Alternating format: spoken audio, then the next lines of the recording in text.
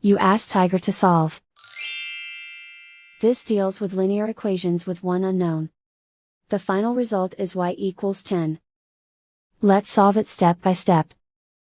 Group all constants on the right side of the equation. Add 15 to both sides. Simplify the arithmetic.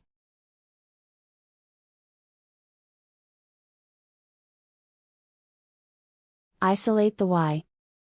Divide both sides by 5. Simplify the fraction. Find the greatest common factor of the numerator and denominator. Factor out and cancel the greatest common factor. And so the final result is y equals 10.